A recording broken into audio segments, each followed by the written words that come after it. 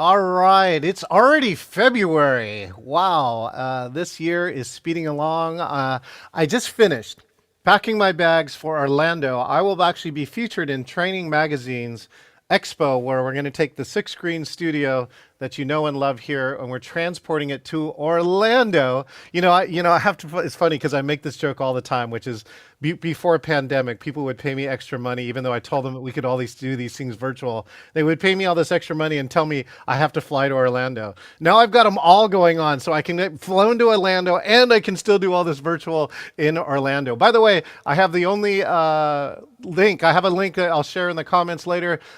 Which is the only link to see virtual content at Training Magazine. We have a whole host, 12 hours of content that will be there on the virtual side. It's the only thing that will come out virtual from Training Magazine. So if you want that, make sure and let me know. Now, meanwhile, on the list, we have an amazing guest.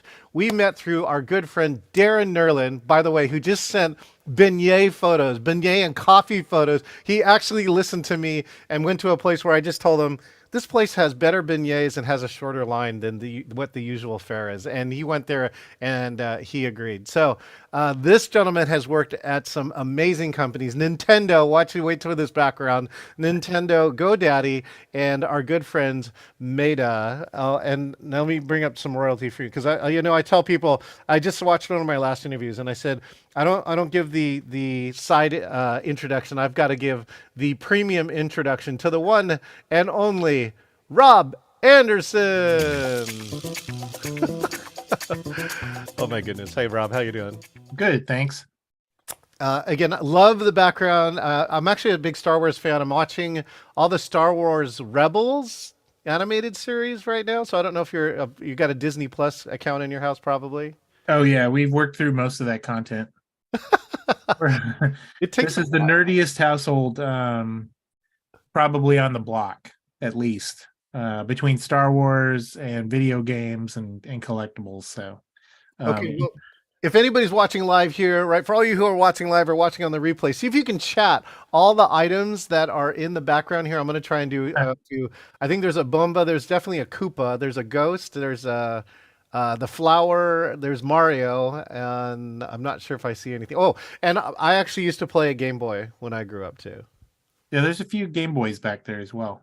I appreciate that. So, Rob, for a few of my friends who don't know you, can you say just a little more about who you are and what you do?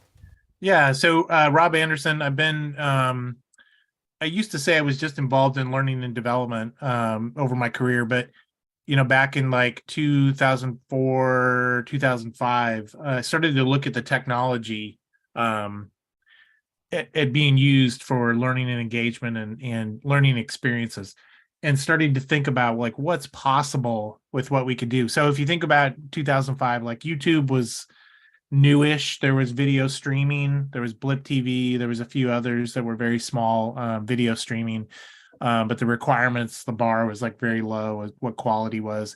Same thing with like Facebook, which I thought was a great platform to connect. Like, what would that be like if people could connect and learn, or if you could facilitate a class that way?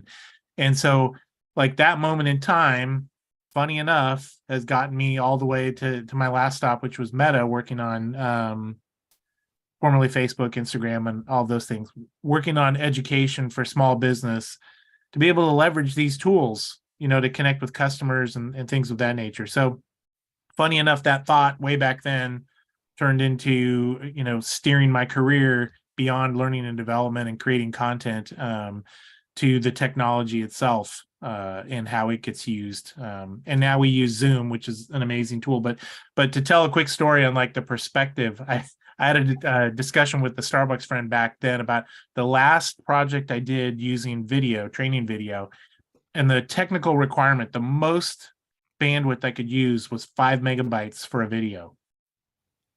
Like that was the size limit of what I could do for an instructional video. And just to think about that now, it's like one character on Word is pretty much like 5 megabytes the space. Which is, there's a side note here too. Zoom's waiting room limit is 30 megabytes. So if you take a sixth of that, right, that Right. basically means, at least I know out of like 420 quality video, you got like less than a minute if you're lucky. Right. And I did all kinds of weird things at the time, which is like, if you know how video works and frames, right, is to take a look at how many times that would move on the screen that would bump the file size up. And I would start to toy with like, can I layer in instruction without bumping up the file size because I'm moving the cursor around and creating more frames in the source video. And so like we got it down to like 5 megabytes per video with that was rich with instruction at the time. So that like kicked off this journey of like I call it licking the battery with my team, which is like, you remember when you're a kid and a 9-volt battery, like you knew it had electricity in it, like you knew it like charged things, but you still like were compelled to see what it felt like to put it on your tongue. And so that's kind of shaped my career to see how things could be strung together and created a new experience out of what you had to work with at that time.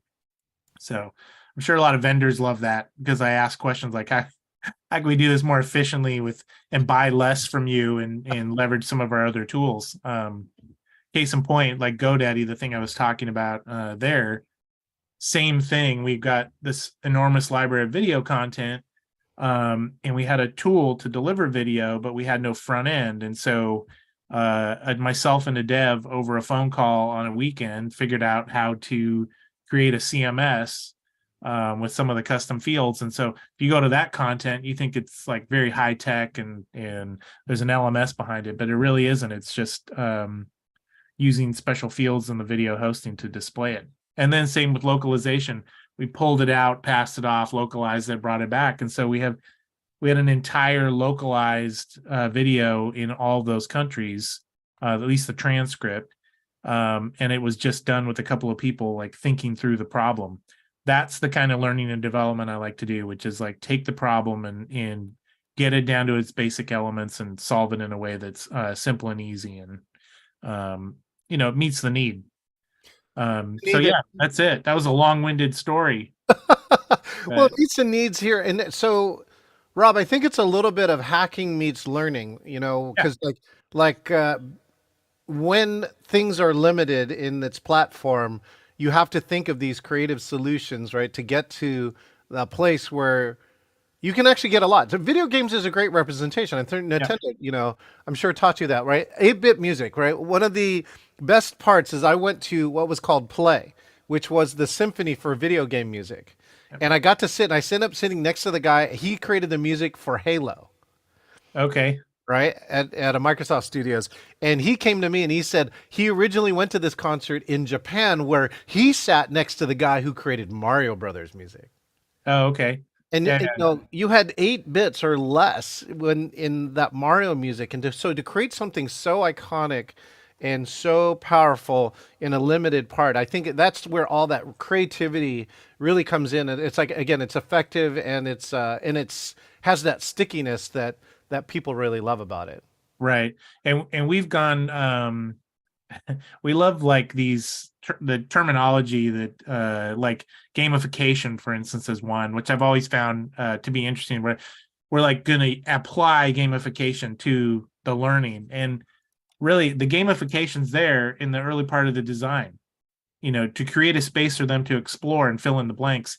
The one thing I know, there's a game in Nintendo on their latest system. It's called Breath of the Wild, Hmm. and if you follow like any YouTube videos, like the game is designed the way it is. It's open world. You can kind of go around, but there's definitely like paths that you need to follow to get certain objectives done. And I'll say objectives, but because that's really what they are. Yeah. But then you'll find video after video after video on YouTube of people that have figured out things that game was never designed to do. Ways that they have, hacked is probably too strong of a word, but ways they figured out to use the mechanics of it to get something deeper out of it. And that's kind of the way I look at designing learning is we do it this traditional way, but then there's this other thing going on, which is people's natural curiosity. And Yeah. if you just meet that need, like that solves the problem right there. It doesn't need to be this other thing. Which is why we took a video only approach at GoDaddy. Like we had all the other stuff, but we wanted to do something that someone could literally pick up their phone Yeah. and complete some learning, like while they were, traveling or doing something else, something that was meaningful. Well, that brought that whole casual gaming market. And I just want to go back to that other key point here, Rob, which is that, I mean, one thing that I'm really passionate about in my life is doing something with stuff that was not intended to be used that way. Yeah. Right. And so I think when you design well, like I have a team building simulation and it's two goals and five rules. And the best part is that there are millions of ways people have played this games. Now people settle into trends or patterns, but there are multiple ways, and that's what you do. It's like when somebody creates a great game, they create a framework for people to discover stuff that they never intended, right? Because it's available to them, but they have no idea that it's designed for them. Speaking of which, you said, we were talking about virtual, and you said that you found a unique piece about your leadership when you had to go from in person to virtual. So, can you tell me a little bit more about what you discovered? Yeah, absolutely. So I was oh gosh, my entire career, like drive to the office, travel to the office. I did some of the worst commutes in Seattle and some of the easiest commutes in Seattle to get to jobs. But when the pandemic hit, I had a team that was comprised of a few folks outside of the state, and then a few folks that were in the state, and then one could come to the office, right? And what I would realize once we all got online was that everybody was on a level playing field. In the previous version, we'd get in a conference room and some folks would join us online, and the interaction wasn't that rich for those folks joining us online. They were missing some of the nuance, they were missing some of the side conversations. I hate to dumb that down and say side conversation. I mean, like the bits of knowledge that kind of spur into some other idea. So it wasn't just like a superfluous like discussion. It was actually, work related ideas. So once we went to like everybody's virtual, then everybody contributes using the tools we have.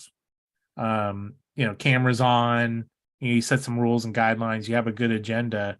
The playing field was much more even than it was for folks that were outside of the office that didn't get the benefit of in person. So I learned I needed to adjust. One, I saw what I was doing. It's like, oh, if you're in front of me, you get a much more rich experience than this thing that's like than the person that's online only and they're not in the office. They get kind of a lesser experience.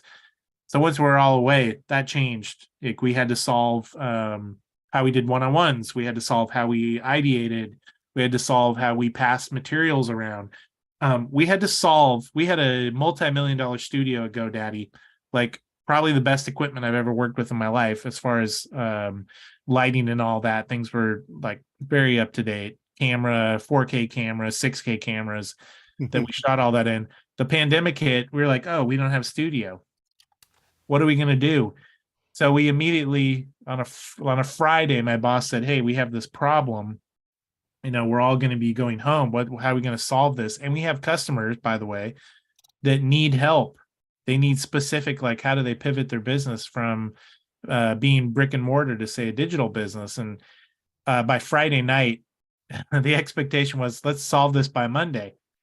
And so we set about 30 relevant topics that we were going to film. We put pen to paper and divvied up the work, and we had 30 specific video topics, which are still out there, on how to pivot your business in different ways. And we shot over Zoom, high quality. First ones look terrible. And you should always expect that whenever you try something new. First one's terrible, but have it happen. Like, go through it and let it like wash over you how terrible it is. Because that's where the improvement comes from. And now you look at the stuff they're doing today, it's as high quality in terms of the content, the performance, and the engagement with that customers have with video as the stuff we were spending several $1,000s per shoot and only able to do every 6 weeks at most because of the planning purposes. Now we can hop on a Zoom and knock out 30 videos in a couple of hours. So that's a huge lesson for not only a manager of this type of content, but an organization that's saying, we have to do it this way. We have to hire this vendor. This project's going to cost $4 million. We got it down to anywhere between $450 to $700 per video. And I know you've been in training a long time, John. Do you remember how much it used to cost to get 2 VHS tapes from a vendor? Oh, For a short, like 5-minute training video? Well, that's just like the duplication cost could have cost over Right. $700 easily, let alone Right. the production, right? And the real time killer there too is the editing. And I think, right, like what we're doing right now, Rob, we're live streaming, which Right. I try and tell people all the time, what you sacrifice in editing, you gain back in one time and authenticity. Yeah. 'Cause you and I can't go backwards, right? If I flub over a line, that's it. It's over. And for the most part, nobody cares, right? They just like, in fact, there's Right. an ad to it saying, I know what John Chen is like when he's hanging out, right? Because this is unedited, and I now know Rob, right? Right. Yeah. And to your point, like the live stream versus like the pre-recorded, um, the last four places I've been, there's always this struggle with webinars. They're like, oh, we have all these webinars and we've got 1 hour webinar. Like, we should give that to customers. I can't think of anything I'd rather do less than rewatch a webinar. Yeah, I mean, no offense, but it's like it's a thing that lends itself to real-time interaction, right? So if you're sitting here live with us, and a good joke comes out or a funny anecdote, it's not lost by the gap that happens by the, oh, we recorded this is from 2 months ago. It's real time. I've never had a good answer for the folks that say, hey, what are we gonna do with these webinars? I'm like, I'll store them here so somebody could get to them, but I can just tell you the engagement on that video is going to be like really low because nobody like, let's tag the important parts so that they can get immediately to that info and like, make it Yeah. easy on them, reduce the So cognitive load of having to watch an hour. that's the research too, Rob. Skift put out SKIFT. Skift put out research and said that 71% of all conference minutes are watched live. So, as much as people think they value and willing to pay $1 for the replay, do they ever go back? The answer for the most part is no. Right. Because it's missing that structure, right? When you're virtual, you need a structure. Like that's a requirement. Yeah. Because you're going to invest your time. You're sitting there. I do the same thing. I take a lot of online training, and test it out, and video based, e-learn based, and I find the stuff that works best is the stuff that's designed for me to spend, maybe 20, 30 minutes, Yeah. and I'm going to get at least two things out of it, or one big thing. And then, I can move on to the next thing. But to go back and like, what's the word? You're like fishing for value. Like with the webinar, the recorded webinar, I call it fishing for value. It's like, hopefully they'll get something out of it. So it really, has to take on that design experience. Well, You- you appreciate this story, right? So, Rob, I went to UCSB, UC Santa Barbara, and we had a professor, and his name was Teofilio, right, or something like that. He had a heavy, heavy duty accent, and he was the hardest computer science professor in the university, right? He was notorious for having the hardest test, and he had this hard to deal with accent. So, and we'd sit there in class, and as soon as what it was compounding, as soon as you missed something, you did not know what the second or third or fourth thing he was talking about because you missed the first thing. So it right. was like that. So eventually, a group of us, five of us, like started this video hacking. Like later on, we just said we stopped going to class.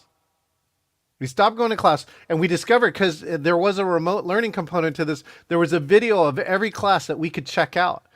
And then five of us would sit there and watch the tape, but we would stop the tape and go back and say, what did he just say? And have rewind, go back forward until, and we, five of us would talk it out until we finally understood it. We were the only five who got A's in the class. Right. But that structure you guys had of, you did it together. Yeah. You were watching it in the same cue points. Yes. You all had agreements like, okay, we got to stop here, we got to rewind and get this out of it. Like, Yes. that's the structure that's always missing when you just throw pre-recorded webinars, which honestly most of the stuff I see is never great anyway. It's like a presentation, and just nobody's super excited about that. Like your number one rule, like if something's not going to be interactive, is if the facilitator says, hey, this is going to be highly interactive. Yeah. Like, it's not going to be. I can tell you already. If it is, it will be. I just cut a 30-minute video for a conference that, I got accepted to speak in, and then they came back and they said, everything's pre-recorded. And I'm like, oh. So Yeah. the best part is I did take a 30-minute live presentation, and when I went to cut it, half of the time is spoken by the attendees and not me. And I hope it works. I don't know. I'm going to tell you later. But Rob, you have enough experience in this. Yeah. What has to happen for Rob Anderson for a virtual meeting or a virtual experience to be engaging? I just really want to know.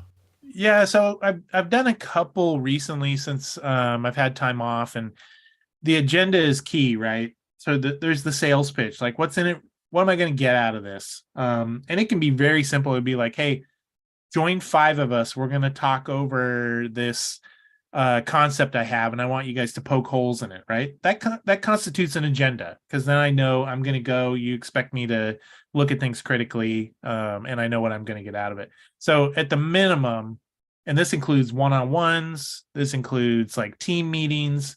There should be a base agenda of what the objective is, or what one thing we're going to pull out of this meeting together, and then everything else around it is acceptable, the side conversation, and as long as you get that objective out. So for me, if it's got that to start with, like here's like your 3 primer questions were great, because I'm like, okay, now I know how to frame this discussion with John, and kind of there's probably some gold I can pull out for him that he'll get something out of that's different than the 3 questions, but it's still applicable. Well, So let me side note for that in just a second, Rob, which is yeah, funny because a lot of people stress out about an interview and they're like, "What am I? What am I supposed to dress? What am I supposed to do?" And all I tell them all the time is like, "There's 3 questions. That's it. Everything else will improv." And then they start to relax. But it's amazing how much stress people have when they don't have a framework, right? A structure. right. Yeah, and I think we've seen a big shift. So the gamers, funny enough, I keep going back to that. They're figuring stuff out before we are. And even like metaverse, right? Everybody's kind of piled on how terrible the metaverse is. Um, but that's one of the first use cases for the type of interaction. The next will be learning that is emotionally tied, like what you can't necessarily do in an e-learn or a classroom. They will design things in virtual reality, or at least augmented reality, which will trigger an emotion at the end of the experience. That will be very valuable, but they're not there yet. They're still trying to figure out use cases for stuff like that. Meetings, for instance, they're all honed around the business and meetings of metaverse right now, but it's like a pre-recorded webinar. It's in that state, everything's gimmicky. It's still very gimmicky, and it looks cool. But if you had to do it every single day, and that's how you had to meet your team, they're gonna need to up the bar immensely. They're gonna need to do something either with haptics, um, with the latency issue of people getting headaches. It's still not where it could be, and just doing some research on like how the mind, what environment, what world do we need to create where they're going to learn best. And so I think there's some places where things will go, but this mechanism, if you think back like 10 years, this was a novelty. And then COVID forced us all to get something I've been saying for years that streamers figured out, which is like, you got to get good at putting yourself on camera. You got to get good at creating that framework, which is like, I'm here to tell you 3 important things today, and then stick to the 3 things and get, it's like, it's got to have a structure to it, and everybody's figuring it out. They're not great, but we will get great. This will be a way that we do things that before, if you remember the movie Disclosure, it was like this very high tech world and people did things virtually worldwide. And that was kind of like a futuristic thing. That's what we're doing now. Virtual reality, people doing things over networks and video and all that. Like we basically hit the movie Disclosure all over again. Yeah, see, you got him. You knew exactly what I was talking about. So forget about the romantic storyline in there and all that, but just the basis, like the scene around the movie, was, and it's in Seattle, funny enough. Yeah. Oh, that's It was right. kind of the breeding ground, yeah, right down in Pioneer Square. But I always hang on that. It's like all those technologies that were featured in that film are like now coming to fruition. But I would say in the movie, it was better than what we have now. Yeah. Well, one of the things too you got to get over, Rob, is like this flat thing that people do complain about, though, people have gotten used to. They Yeah. know how to do it. They know how to maximize it, and so you got to make something that's better than that. And I think people have gotten over the, some parts of the Zoom fatigue. Like you just got to build up muscle. Like there's just some like virtual meeting muscles. I think you got to have. That's what's allowed me. Actually, I don't know if you heard. I've ran a 25 and a half hour meeting. Oh, wow. Yeah, it's not something I recommend, but it's possible. It's possible, and again, the metaverse has got to do something better than that, and it has the capabilities to do that. Yeah. Things like too, like I have a crazy 6 screen setup. I think one of the first places where virtual can really make it is because you don't have to buy all these screens. If you invest in the headset, the screens are virtual, and now you have infinite amount of screen space. And if you can deal with it, then you can see, whatever you want, however you want. Right. One of the first experiences I ever had with what was Oculus. So that was the first real like low latency, like you weren't the separation was like very hard in your peripheral vision and all that. Yes. And it was a game called Hawken, or an environment called Hawken, basically an astromech type thing. And it started you off at a very high altitude, and you look down and it triggered something. It triggered like a fear of heights. Yeah. And like that's what it's supposed to do. It's supposed to blur that line. But I've seen games on a screen. Breath of the Wild, the one I just mentioned, you can climb to the top of a castle, like really, really high up, and it still gives you this like fear of heights, even though it's over on the TV. Hmm. Um, and like that's where we have to get to in our thinking as far as creating these environments and things like that. And we will get there. Yeah. It's just it's all about kitschiness and gimmicky, and getting past this, like this, building that muscle to say, you know what, here is a really solidly designed use case for this type of training. And I've seen them before. Accenture does a few good things in the wellness checkup, caseworkers that go and like check in at houses to see the safety of children and all that.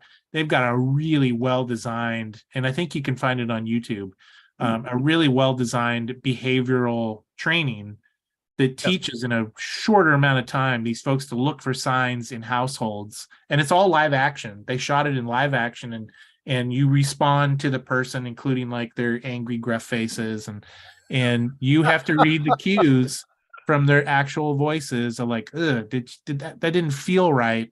Like I need to check in again and see if this child's doing okay. And 100% of the participants in that asked, how is the child doing after the training? Not even a real thing. And they said, how is the child? That's how tied emotionally they were to it. So there's compelling cases. We just, as learning folks, have to figure out, where do we step into all this and put together the best use case to get the bang for the buck. Yeah, it needs a killer app, right? Everything had a Yeah, killer app, right? Light bulb is that's a, like that's a electricity great terminology for it too. right? Email became the killer app for networking, right? Just this is the weird human interaction part. You got to find that thing that humans dig, Yeah. right? Like AI is exploding this year, and it's just this format of ChatGPT came out in a format that like people are interested in. Even worse now, so many people are using the FOMO, right? You're gonna miss out if you don't at least log into this thing. So much so that they crashed the server again this morning. Right. Which leads me to this too. Then Rob, now you've seen this, I love that you said this too about emotional, because one of my very good friends who is in the meetings industry, we were rewriting a meetings manifesto for virtual meetings, and one of the things she was adamant about is that, right, I want virtual meetings that make you cry in a good way. Yeah. Right, and so not in a bad way. And so I think you're on that emotionally track, and you get a chance to see some of the future because of some of the companies that you're with and in the field that you're in. What do you foresee, like in the 5-10 year space? What would you love to see, or better yet, what do you wish for, Rob? Well, honestly, I think get the tech so good that virtual isn't the thing, augmented becomes the thing. I'm really like convinced that there is a use for virtual reality in creating an environment, but I think the real like training application is going to be in an augmented reality experience where you're sitting in kind of a blank slate, like a holodeck, and you're with other people, and literally your blank slate, your AR headset on, you've got a blank slate experience that you could design for a bunch of folks that could come together and have kind of the best of both worlds. I think to think that we're going to jump into virtual reality and kind of live there is a little too pie in the sky. It's got to have an element of like, how do you augment what already exists? And we do that in the classroom. Like for years, we did that in the classroom, which is like, hey, at every table, let's have some koosh balls and let's have some fidget spinners and you know what I mean? Like we've always been augmenting, but I expect the learning and development, and really the learning and development technology folks to be leading this, and coming up with this stuff. And there's just not a ton of players in the space right now. Which should be interesting because things like this to me, augmented, right? For those who don't remember, too, augmented is what I used to call digitally assisted living, right? So like this, when you see me looking into space, I'm not looking into space. Like this is Rob's LinkedIn, right? And now I can do things like he gave me three or four, but like I didn't see this. You work for AAA Washington? Yeah. Yeah, I did a short stint there. Very yeah, Pemco Insurance and AAA were very unique experiences. Pemco, because it was started, actually both companies started during the Depression. Wow. Like the Depression. So REI is another one, like started during the Depression. Actually AAA was started a lot longer when people started driving, but same kind of thing where it's like you're a member. It was drivers at the time, in Washington State, not a lot of roads. They really were groundbreakers when it came to putting in place the culture of driving. And they did it through like roadside assistance. Pemco Insurance, a local like 3-state, Oregon, Washington, Idaho insurance, was started during the Depression. A bank also churned out of that, the Washington School Employees Credit Union, out of the Depression. So I'm always fascinated by companies like that and like REI, Recreational Equipment Incorporated, that are like the worst time to start a business. and yet they're still here. There's some logic to that because I started my business and I hit. Remember 2000, 2001 was the dot bomb. Yeah. Oh yeah. Right. I left Microsoft 1999, hit the dot bomb, and at the time it's really not fun because you're like trying to start a company and you're like trying to swim upstream against a fire hose. It doesn't work. But what happens is that if you get any revenue and you can make it through that period of time, everything else is easy. Right. Right, because then the water starts flowing, and then you're just rising tide, right? And you're there. Yeah, and you're there when you need to be, and you have the experience already of being beat up a little bit, going like, "Okay, I'm ready," right? And so I don't know. I actually think there is some logic to that for a lot of people because it's much easier. Again, you start at the bottom of something, then again, when all tides rise after that, you'll find that you can find success and you'll find your place wherever your place is, right? Because everyone's got to find their niche. Everyone's got to find a lane. Right. Yeah. For REI, Lloyd Anderson looked at buying the ice axe. There were, local mountain climbers that just couldn't find a good quality ice axe. And so he said, hey, let's start a co-op and, we'll put an order together and we'll buy from, I think it was Switzerland or somewhere they bought these high quality ice axes and like that kicked it off. That's an amazing start. His wife, who's no longer with us, but she was a firehouse. She sewed tents, sealed tents for that company, and they made it through and to what it is today. Same thing with Pemco Insurance. He found an audience, school teachers. That's a stable, group of folks. Doesn't make a lot of money, needs a lot of value, and that's how he kicked it off. Which is why they still offer, a discount if you're a Washington teacher, and they still offer a program for Washington State Employees Credit Union. If you're a teacher, you get access to that credit union. So, those kinds of places to work fascinate me, but very low tech.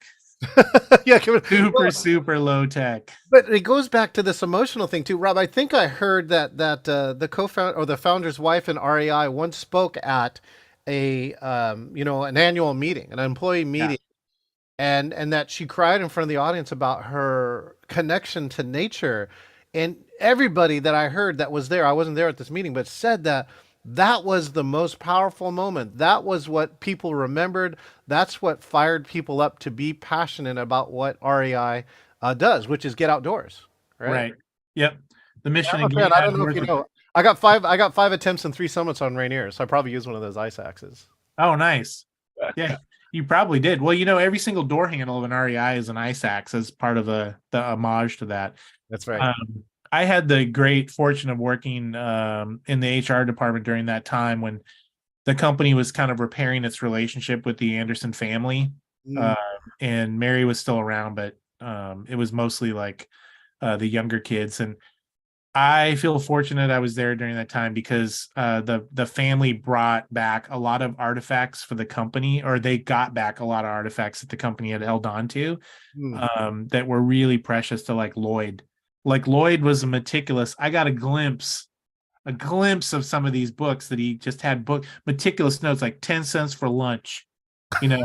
And there's this great story out of how cheap Lloyd was, with the finances that keeping records that Vibram Souls. Oh yes, yes. Yeah, well they had purchased a bunch for REI, like with the group, just the rubber soles for boots and things, but it came in gray. Vibram soles are originally gray.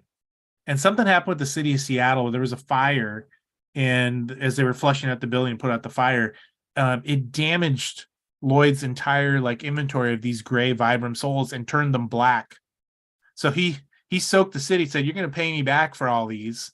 And then all of the customers said, "Hey, we really like them black." So he sold them. So he got paid, and then he sold them too. And so right. yeah, so he's it's that kind of stuff. If they ever publish a book from that company, like that's the source material, because he drew pictures of things, pictures of designs and all that. Is really like it's an archive of something really, really special about this area and that company. Same thing with Pemco. One of my first days there was in Robert Handy's apartment he had built in the Pemco building so that he didn't have to go home. He was an early zero commuter. Yeah, he would come out of the apartment in his pajamas while people were like working, and he'd still be in his pajamas. Well, Rob, speaking of footnotes, what's one of your footnotes from this interview? If people only you wanted people to remember only one thing from this interview, what is the one thing you would want them to remember? Gosh, well, one thing would be, I think learning and development folks have an opportunity to be the leaders of, as far as like virtual augmented reality experience. Like that should be our charge. Like that's where things are heading, and don't resist it. Don't be slow to it. Like go fast. The other piece of advice I would say to everybody out there is learn something about your company. Like they have amazing histories, even startups, and hang on to that. Like that's gold. I still take that stuff with me from all those places. Well, thank you so much with that. One of the key pieces here too. Can you give a shout out to Learnapalooza? We love our good friend Darren Nerlin and the Skills Leap people. October 6th at the Mountaineers, as well as virtual. Rob, what can you say about Learnapalooza before we go? Oh, Learnapalooza is awesome. So if you've been to ATD and all those big learning conferences, Learnapalooza is the intimate, exclusively invited experience that you're going to get about 10 times more out of than you would at a larger conference. They have the big names and all that, but the real value is the intimacy of Learnapalooza. And I've known Darren since my Pemco days. I met him through a friend of a friend, and we've come across each other at ATD for various things. But I will be back. I couldn't make it this year because I was in between jobs and I was traveling at the time, but I will be back, and I will bring a lot of people with me. Well, we look forward to that. Rob, thank you so much for your time. We appreciate it. Yeah, thanks, John. All right, so that was our interview with Rob Anderson. Thank you sharing some of the stuff from his good friends at Nintendo, GoDaddy, and Meta. Again, thank you so much, and we'll hopefully see you. Look for announcements coming up for Learnapalooza October 6th. Again, that's how we met. By the way, keep on networking. That's how we do this, how you get to one of the key goals, right? Every conference really has two key goals: education and networking. And the last piece is this: if you want one of these interviews, click the button. All you got to do is schedule an hour, and we will interview you and introduce you to the community. So, with that, have a great February, Black History Month, and we will see you next time. Don't we start people and keep whole people? Show you got heart.